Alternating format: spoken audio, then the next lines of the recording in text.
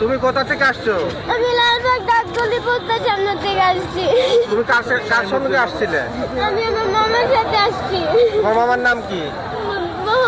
Check Faruk. তোমার গ্রামের বাড়ি কোথায়? গাজীপুর। এই তোমার কোলে এটা কে? এটা ভাই। আর এটা? এটা বোন।